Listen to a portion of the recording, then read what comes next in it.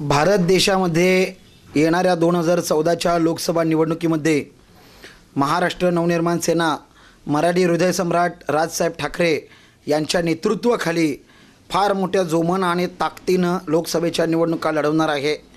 येणाऱ्या 2014च्या लोकसभा निवडणुकीमध्ये महाराष्ट्र नवनिर्माण सेनेला गेल्या 5 वर्षात मिळालेलं घवघवीत यश, अनेक नगरपालिका महानगरपालिकांमध्ये मिळालेली सत्ता, महाराष्ट्र नवनिर्माण सेनेचे निवडून आलेले 13 आमदार, शिवाय गेल्या 7 वर्षामध्ये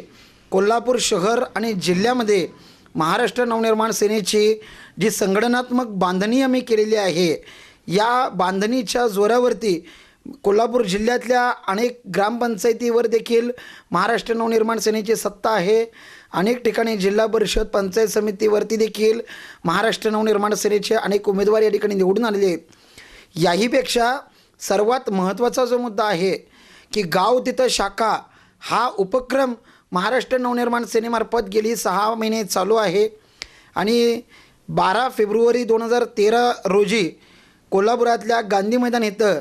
गर्दीचा उच्चांकी विक्रम प्रस्थापित केलेल्या राजसाहेबांच्या सभेनंतर कोल्हापूर जिल्ह्यातल्या मनसैनिकामध्ये एक स्फुल्लिंगाचं आणि चैतन्याचं वातावरण निर्माण झालेलं असून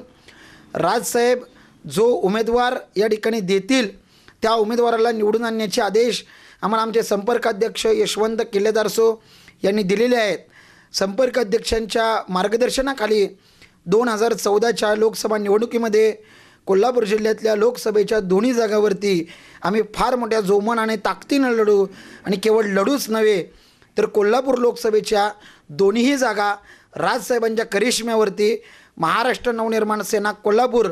जिंकल्याशिवाय राहणार नाही असा ठाम आत्मविश्वास या ठिकाणी मी लाईव्ह कोल्हापूरकडे व्यक्त करतो।